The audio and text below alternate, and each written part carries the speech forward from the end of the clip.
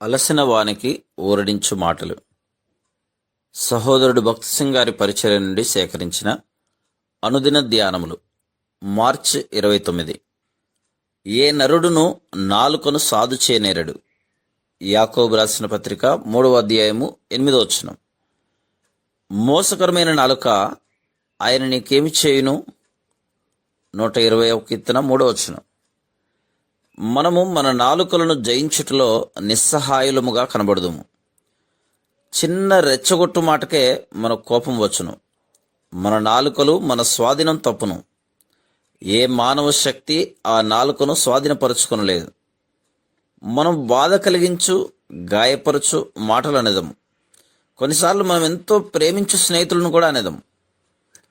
మన మాటలను బట్టి మనం సమాధానం కోల్పోవటం మాత్రమే కాక మనతోనున్న వారికి కూడా ఎంతో కష్టమును కలిగించదు. మనము గాయపరచు మాటలు మాట్లాడుటకు ఇష్టపడకపోవట అనున్నది సత్యమే. కానీ అనేక సార్లు మనం తప్పిపోదు. కేవలం దేవుని శక్తి మాత్రమే మన నాలుకలను స్వాధీనం చేసుకున్నటకు తోడ్పడును. ఓడ యొక్క చుక్కాని ఇతర భాగములతో పోల్చి చూసినలా అది చాలా చిన్నది. అయినప్పటికీ నావికుడు చుక్కానిని తన స్వాధీనంలో ఉంచుకొని ఓడను తన ఇష్ట ప్రకారం నడిపించును. యాకోబు 3:4. దేవుని శక్తి యొక్క స్వాధీనంలోనికి మన నాలుకలను తీసుకొని రావాలను. అప్పుడు మనం అవసరతలో ఉన్న వారికి ఆదరణను ఇవ్వగలము. ఎవరి ఎడలైనను మనం ఏదైనా తప్పు చేసిన మనం నిజమైన తగ్గింపుతో క్షమాపణ చెప్పగలము. కానీ మనము మన నాలుకలను స్వాధీనపరచమని దేవుని యొద్ద ప్రార్థించని ఎడల మన నోటి నుండి వచ్చు అబద్ధములు, కోపము, అసూయ, ద్వేషముతో కూడిన మాటలు అనేకుల జీవితములకు ఎంతో నష్టమును, హానిని కలిగించును. దాని తర్వాత ఒప్పుకొనుట మిక్కిలి కష్టతరమగును. నేను అనిన మాటలకు చింతించుచున్నానని చెప్పుట కష్టమగును. రెండు విభిన్నముగానున్న గుంపుల మధ్యలో సమాధానం తీసుకుని వచ్చటకు చాలా సమయము మనం వెచ్చించవలసి వచ్చును.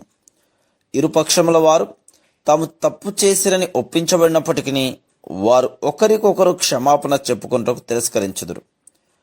తప్పుగా అర్థం చేసుకుంటలో వారి పాలిభాగమును అంగీకరించుదురు. కానీ నన్ను క్షమించు అని చెప్పుట వారికి అసాధ్యముగా కనిపించును. అందుచేతనే కీర్తనకారుడు 120 మొదటి వచనములో తన శ్రమలో యెహోవాకు మొరపెట్టి తిని అని ఒప్పుకొనుచున్నాడు. తన సొంత నాలుక మరియు ఇతరుల నాలుక గర్వముతో, ద్వేషముతో, కోపముతో ఎట్లు మాట్లాడినో జ్ఞాపకం చేసుకుంటున్నాడు.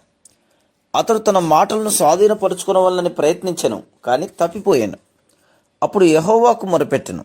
ఈ అనుభవం మన దౌర్భాగ్య స్థితిలో, మన జీవితములలో అనేక విషయములలో అనేక పర్యాయములు పునరావృతమగుట చూస్తున్నాం. అట్టి స్థితిలో మనం ఆయనకు మొరపెట్టగా ఆయన మనల్ని విడిపించెను. Praise the lord.